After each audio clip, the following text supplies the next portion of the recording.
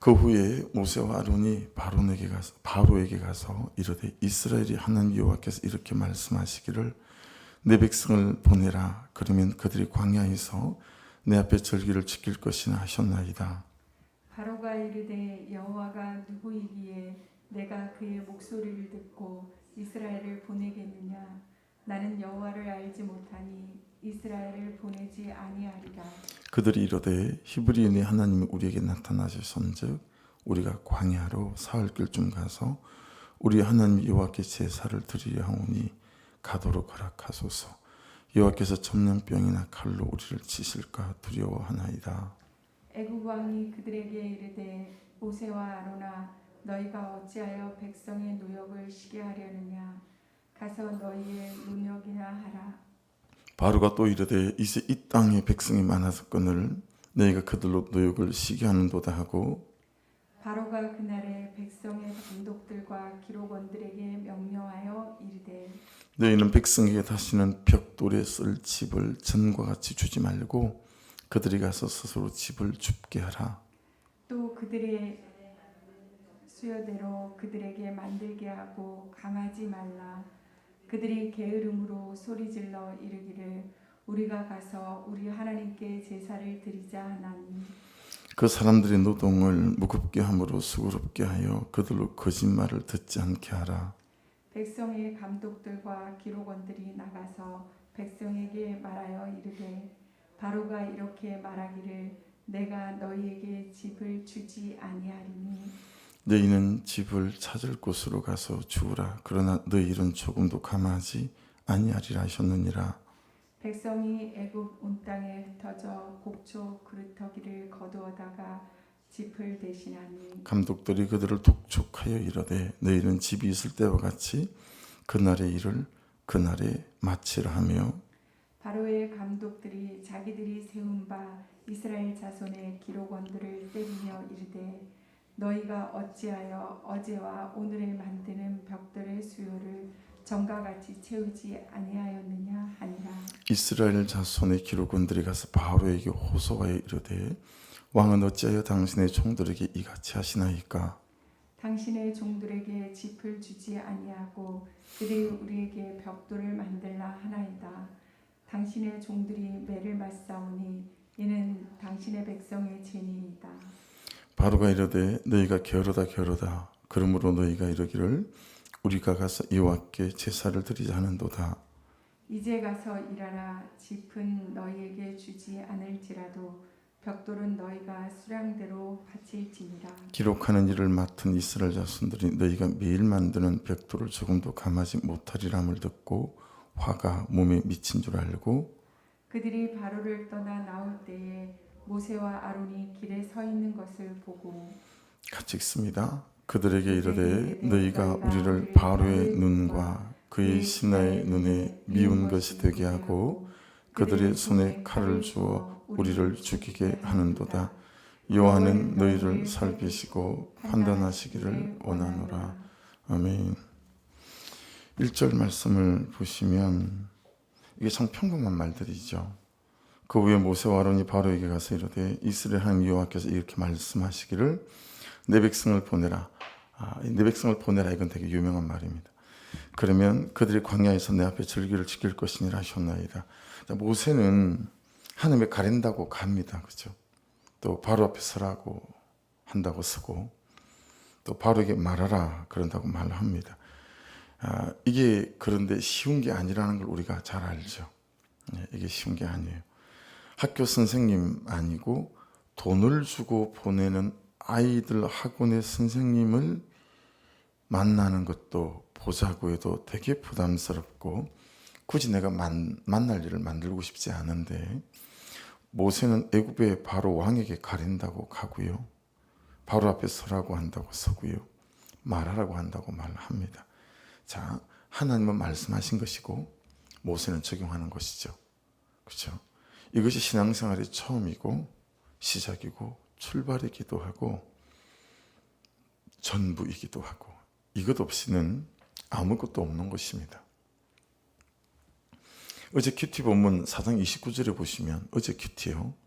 모세와 아론이 가서 이스라엘 모든 장로들을 모으고 그랬습니다. 이스라엘의 모든 장로라 그랬으니 적게 잡아도 학자들의 견해에 따라 다르긴 하지만 이스라엘 백성이 이때 출애굽한 숫자가 200만 된다라고 보거든요.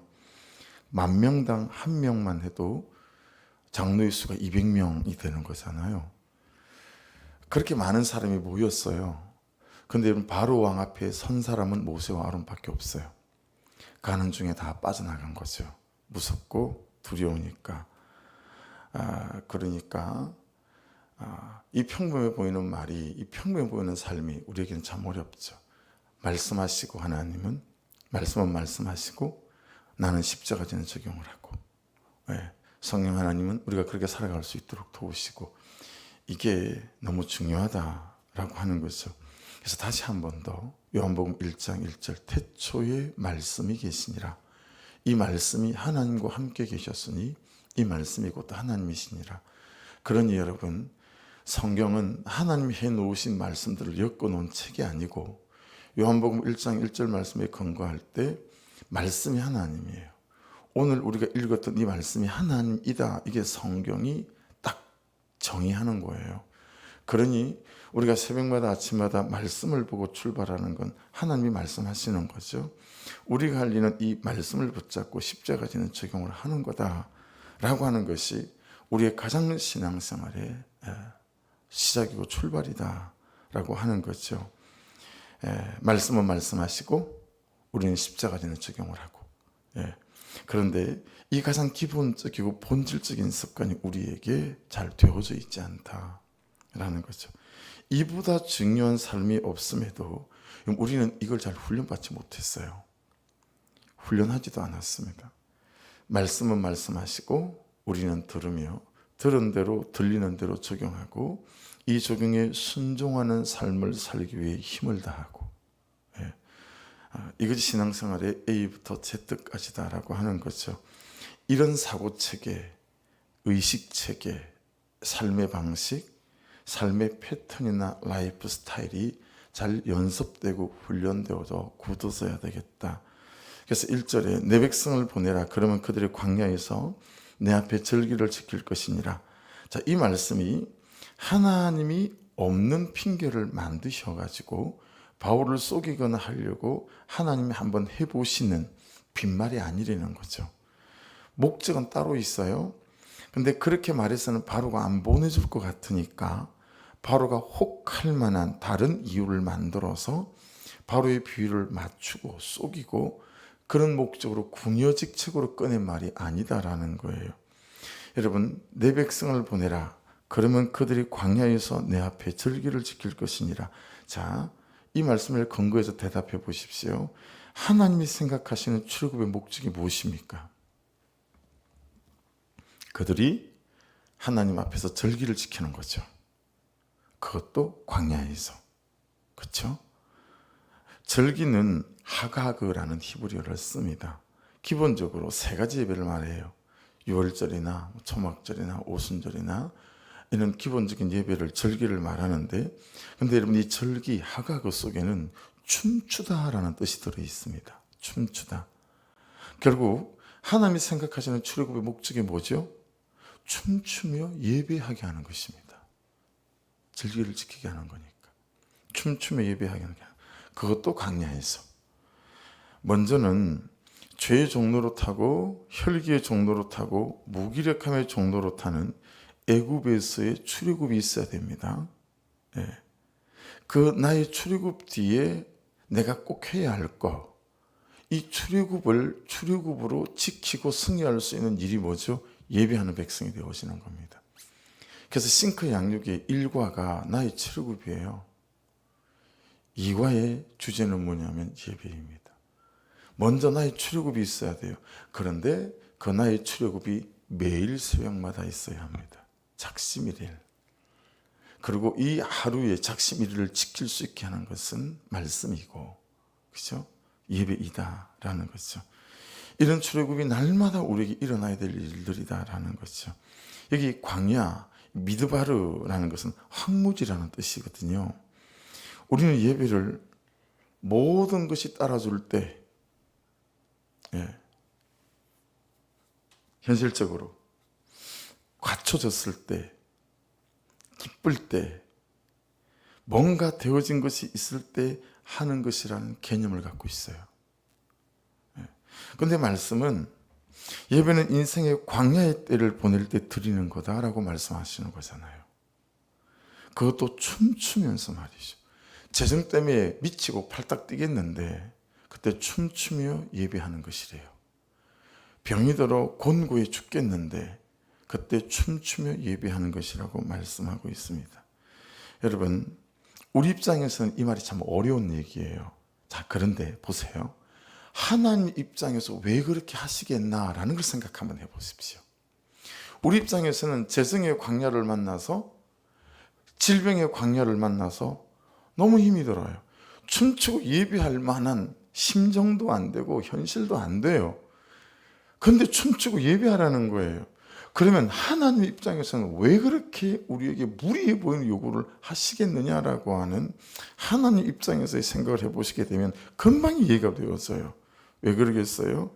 여러분, 하나님 입장에서는요, 그 고난스럽고 지치고 아프고 안 살고 싶고 걷어차고 싶은 인생의 광야, 감정의 광야, 이 재정의 광야, 건강의 광야, 깨어진 관계의 광야를 지날 때 왜 예배하라고 하실까요?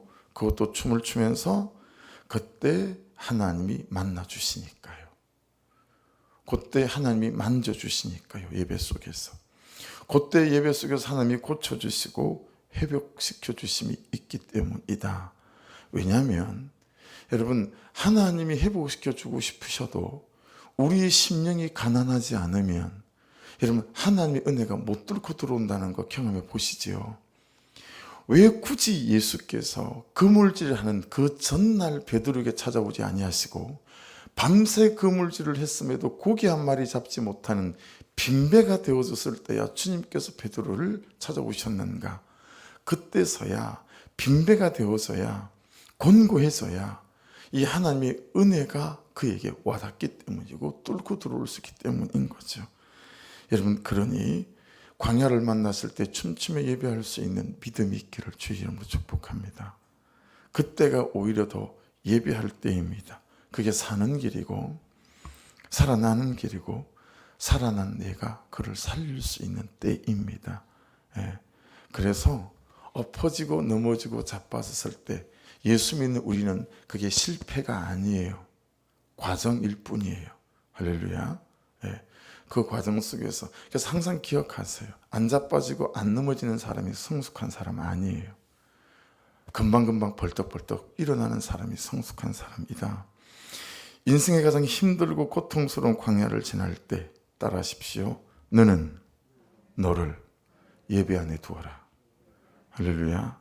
그게 우리 오늘 첫 메시지예요. 네가 인생의 광야를 지나갈 때 너무 힘들고 그냥 누구도 만나기도 싫고 곤고할 때, 이 사람도 믿고 저 사람도 믿고 내 인생 자체가 미울 때 너는 너를 예배 안에 두어라 라는 거예요. 우리가 생각하는 예배와 하나님이 생각하시는 예배는 이렇게 달라요. 예배는 하나님 편에서는 우리를 향한 하나님의 방법입니다. 아멘. 우리를 향한 하나님의 계획입니다. 할렐루야. 하나님은 왜 가만히 있으시나? 아니요. 하나님 우리를 예배 안으로 초청하시는 그게 하나님의 방법이세요.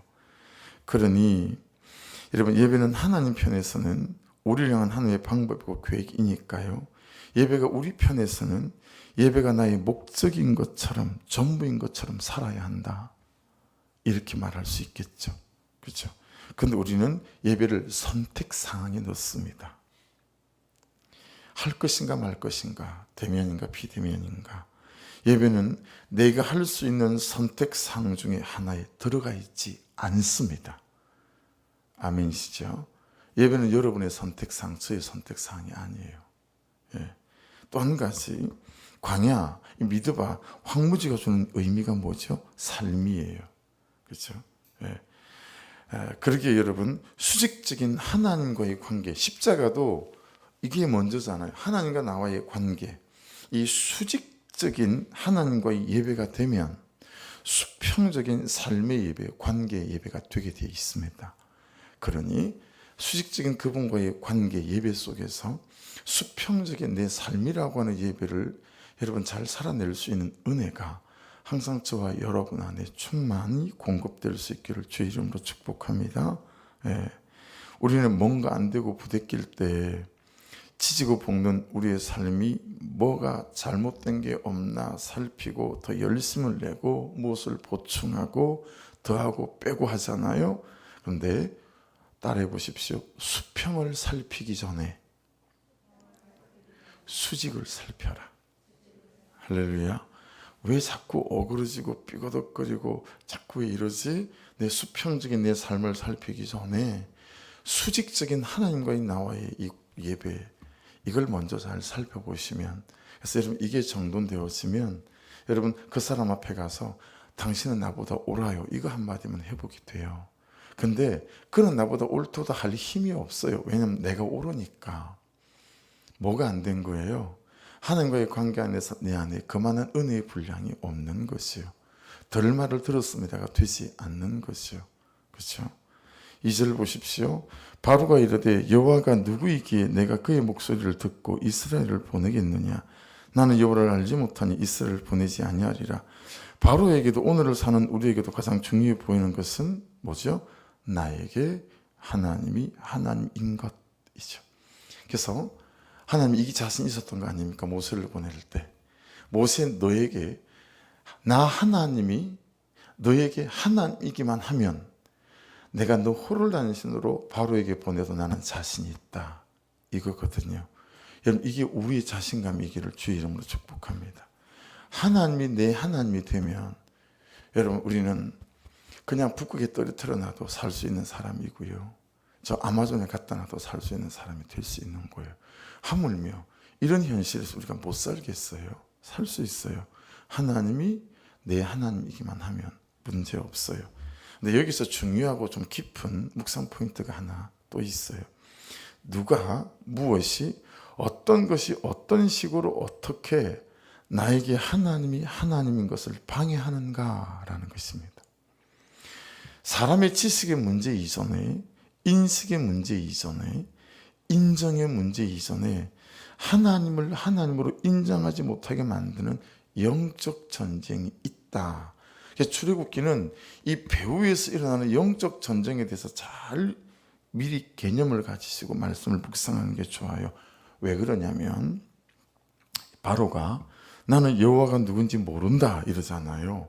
이 말에는 이것이 단지 모세와 바로의 싸움 이전에, 이스라엘 백성들과 애굽 군대의 싸움 이전에 하나님 그분과 애굽 우상들과의 영적인 전쟁이다 라는 것을 성경은 말씀하고 있어요. 왜냐하면 이 열장 일으키는 거 있잖아요. 그 열장은 전부 애굽의 신들입니다. 애굽 사람들이 우상으로 섬기는 10가지 신이 이 열장의 전부 대상들입니다. 애굽 사람들이 그들의 신으로 추앙하고 있는 이 숭배하는 우상의 대상, 이게 여러분 열장에 차례차례 나오는 거예요. 그리고 하나님은 그 우상들을 차례차례 꺾어 내시는 거죠. 애굽에 사는 애굽 백성들도, 출애굽을 하는 이스라엘 백성들도 기억해야 된다 이거죠. 경각심을 주시잖아요. 뻑 하면서 하나님만이 하나님이다, 이거 기억해야 된다는 거죠. 우연을 타고 오시는 하나님의 섭리. 그래서 우리는 여러분 잘 정리하세요. 신학적으로 이걸 이렇게 말해요. 우리는 유일신 신앙이다 이렇게 말해요. 이게 신학적인 말인데 많은 신들 중에서 뛰어나신 하나님 아니에요. 이건 단일신론이라고 하는 거고요. 아니고 유일신은 신은 하나님밖에 없다라는 거예요. 그리고 모든 것은 피조물이라는 거예요. 여러분 신은 하나님밖에 없습니다. 우리가 그 하나님을 믿는 거죠. 그렇죠? 그리고 이제 한 가지 짚고 넘어야 될 건 우리가 잘 아는 거, 지식적인 믿음.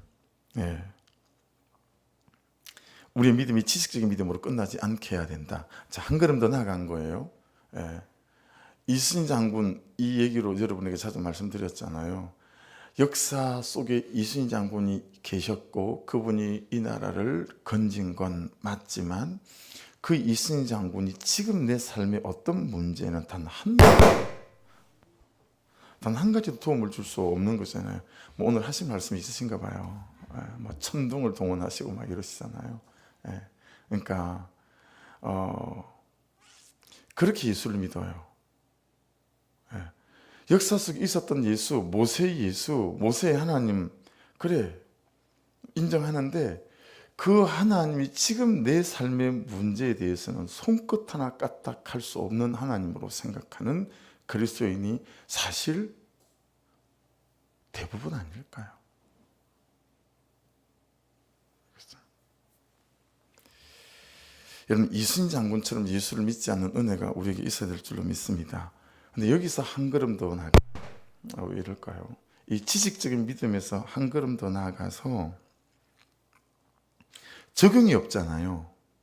적용을 하지 않잖아요. 그럼 백날 천날 만날을 믿어도요, 우리의 믿음은 지식적인 믿음으로 끝날 위험성이 다분합니다. 이거 공감하시죠?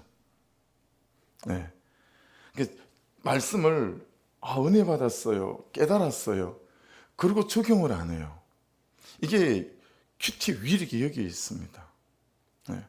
말씀을 듣고 깨달으면 그게 삶이 되든가요? 안 됩니다. 그렇죠? 말씀을 듣고 깨달으면 이거 삶으로 적용해야 돼요. 적용점을 찾아야죠. 그리고 그 적용한 것에 순종하기 위한 몸부림치는 삶이 있어야 된다. 그래서 가만 하는 거예요. 다른 사람이 물어봤을 때 했는지 안 했는지 체크가 될 수 있도록 손과 발이 가는 적용을 해라. 그래서 그러는 거예요. 그래서 권사님 그거 하셨어요? 라고 물어보면 했어요 안 했어요? 라고 말할 수 있도록 구체적으로, 제가 더 기도하기로 했어요, 뭐 이렇게 두리뭉실하지 말고 이 훈련을 우리가 계속 해야 되겠다라고 하는 거죠. 여러분, 지식적인 믿음이 뭐예요? 결국 손이 없고 발이 없는 믿음이에요. 몸뚱아리만 있는 거죠. 그래서 꼼짝을 못해요. 그러니 어떤 삶의 변화들이 일어나지 않는 거죠. 여러분, 지식적인 믿음은 그래서 식물 인간 이렇게 말하는 것처럼요, 식물 믿음일 수 있어요. 식물 믿음. 예배가 선택사항일 수 없듯이 적용도 선택사항일 수 없어요. 적용을 안 했으면 큐티 안 한 거일 수 있다. 적용을 안 하면 내 안에 예수로만 있어요. 아무도 몰라요. 아무도 못 봐요. 하지만 적용하면 여러분의 남편과 자녀와 아내가 세상에 예수를 보게 될 줄 믿습니다. 내 삶에서 예수를 읽어내는 사람 책, 이게 되기 시작하는 거죠. 적용을 하고 적용이 쌓이고 적용의 군살이 생기면, 적용이 내 삶이 되면 그때부터는 내 삶에서 예수를 읽어내는, 걸어다니는 사람 책이 될 수 있는, 이런 소망이 우리 가운데 있었으면 참 좋겠다라고 하는 것입니다. 자, 3절부터 그 뒤에 얘기는, 말씀은 보내달라고 하니까 바로가 발끈하죠. 얘들 게으르단 말을 바로가 3번이나 해요. 얘들 게으르다. 그러니 지금부터 집을 주지 말아라. 뭐 이제 이렇게 해서 하잖아요. 그래서 여러분, 자, 앞에 지금 예배가 나왔죠. 말씀을 적용하는 적용이 나왔죠. 출애굽 이후에. 자, 바로의 전략이자 사단의 전략 첫 번째. 우리를 예배하지 못하게 만들고 말씀을 따라 살아가고 적용하지 못하게 만드는, 본문 안에서 세세하게 나누지 못하지만 굵직한 소제목만 나누면 여러분 좀 묵상해 보십시오. 이 바로의 전략이자 사단의 전략 첫 번째는 시간을 뺏어갑니다. 시간을 뺏어가요. 이제 짚을 안 주고 짚을 구하러 다녀야 돼요. 막 그것 때문에 아무것도 못하게 만듭니다. 그것이 뭔지 여러분이 적용하셔야 됩니다. 그것 때문에 큐티 못하게 만들고, 그것 때문에 기도하지 못하게 만들고, 그것 때문에 예배하지 못하게 만들어요. 그것이 뭔지 여러분이 적용하셔야죠. 나의 시간을 도둑질해 가는 도둑을 잡아라. 먹고 사는 것 외에는 아무 생각도 못하게 만들죠. 하나님으로부터 오는 것이라고 생각하지 못하게 한다. 그래서 우리의 원수 대적은 분주함입니다. 분주함. 네, 분주함. 그래서 17절에도 보시면 게으르기 때문이다. 너 때문이다 하는 것과 쟤 때문이다 하는 것은 차원이 달라요. 예, 왜냐하면 너 때문이다 그러면 그런 말 듣는 나는 방법이 없는 인간 같지만 쟤 때문이다 하면 그 죄를 예수께서 다 해결해 놓으셨기에 나는 완전 방법이 있고 소망이 있는 인간일 수 있는 거거든요. 자꾸 세상은 우리 자체가 안 되는 사람인 것처럼 말해요. 너 게으르다 라고 말하는 것처럼. 여러분, 예수께서 우리의 게으름도 해결해 놓으신 줄로 믿습니다. 예, 그 믿음이 우리에게 필요하죠. 자, 두 번째 전략은 관계가 깨어지게 하고 찢어지게 만들어요. 이거 완전 주요했죠. 예, 완전 주요했어. 딱 들어맞았어요. 그죠? 바로의 전략이죠. 사단의 전략 세 번째는 뭐예요? 내가 말씀대로 살려고 결정하고 선택하는 순간 세상은 모든 힘을 모아서 이것을 막아 세우려고 합니다. 꼭 그렇게까지 믿어야 돼. 예. 그래서 여러분 보세요. 오늘 20절, 21절 보세요. 그들이 누굽니까? 기록관들이에요. 벽돌을 몇 개 만들었는지 기록해서 보고하는 이스라엘 백성들 중에 감독관들이죠. 기록관들. 그들이 바로를 떠나 나올 때 모세와 아론이 하필 길 앞에 딱 서 있는 거예요. 마주쳤어요. 그래서 뭐라고 말하죠? 그들에게 이르되 너희가 우리를 바로의 눈과 그의 신하의 눈에 미운 것이 되게 하고 그들의 손에 칼을 주어 우리를 죽이게 하는도다. 여호와는 너희를 살피시고 판단하시기를 원하노라. 이 무슨 얘기예요? 어디서 있는 얘기를 계속하죠? 출애굽 내내 이 얘기합니다. 그죠? 홍해 앞에 섰을 때 뭐라고 그러죠? 돌아가자. 차라리 우리가 그때가 나았다. 그 부뚜막에서 그들을 삶아주는 고기 몰래 훔쳐먹고 할 때 그때가 나았다. 뭐 이런 얘기 하잖아요. 문제가 생길 때마다 이 얘기합니다. 이게 무슨 얘기죠? 신앙을 지키려고 힘들게 싸우는 것보다 애굽의 노예로 사는 것이 훨씬 더 편하고 재미지다라는 거예요. 여러분, 말씀을 지키고 사는 게 그냥 됩니까? 신앙을 지키고 사는 게 그냥 됩니까? 그냥 안 됩니다. 그렇죠? 근데 이제 이 말씀대로 지키고 살려니까 너무 고된 거예요.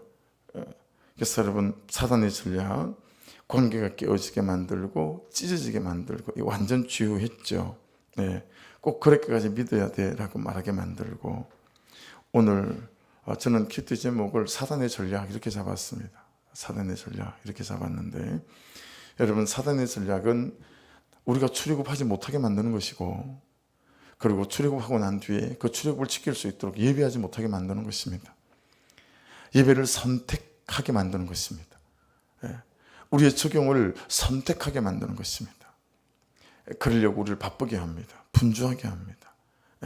그리고 관계를 깨어지게 만듭니다. 그래서 같이 계속 살아야 되는 사람이니까 갈등 있는 거 너무 힘들잖아요. 그 갈등 구조가 너무 힘들잖아요. 그러니까 그냥 내가 포기하고 마는 거죠.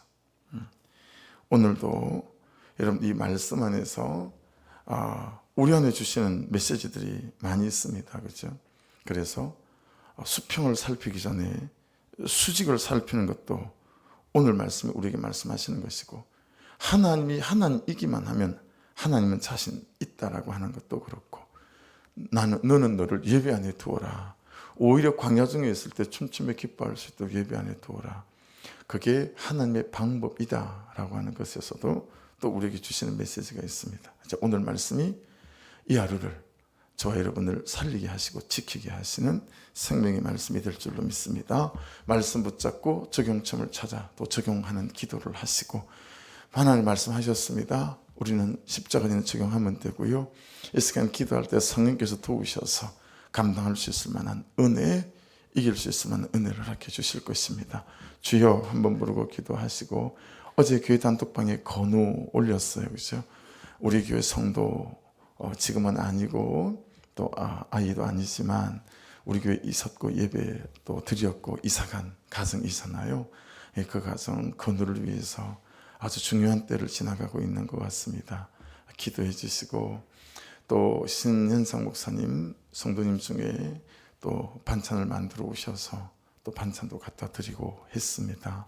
그래서 계속 이번에 가보니까 오른쪽을 거의 쓰지를 못하세요. 그래서 기도해 주시고, 다행히 백기룩 수치는 제대로 돌아와서 8월 달에 MRI를 찍고 다시 항암을 시작할 수 있는 준비는 되어서 가는 것 같습니다. 우리 선교사님들 밴쿠버 소망의 교회 예배 밖에 있는 한 분 한 분들 꼭 이름 불러가며 기도해 주시고, 우리 남편 고난 자녀 고난 우리가 있잖아요. 하나님 속히 예수 믿고 구원받고 함께 이 믿음의 여정을 걸어갈 수 있는 감사와 감격을 경험하게 하소서. 우리 주여 한번 부르고 기도하시고, 주일학교 유치부 아동부 중고등부 청년회 작년 수련회를 위해서 간절히 기도해 주시고, 오셔야 될 전도사님을 위해서도 간절히 기도 부탁드립니다. 주여 한번 부르고 기도 시작하십시다. 주여! 아버지 감사합니다. 오늘도 너는 너를 예배 속에 두어라 말씀해 주셔서 감사합니다. 하나님, 수평을 살피기 전에 수직을 살펴라 말씀해 주셔서 또한 감사드립니다. 하나님, 은혜를 베풀어 주시고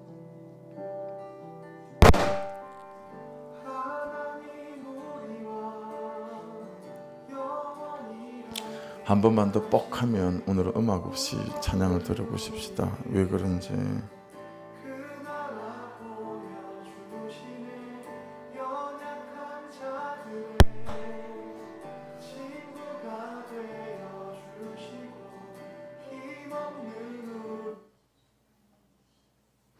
오늘은 음악 없이 찬양 없이 그냥 예배에 기도하십시다. 기도를 못할 것 같아요. 온라인으로 예배하시는 분들 좀 찬양이 없어서 어려우시겠지만 핸드폰으로 찬양을 트셔서, 이게 찬양과도 관계가 없이 시스템의 문제인 것 같으네요. 그죠? 사모님 시스템을 꺼주시겠어요?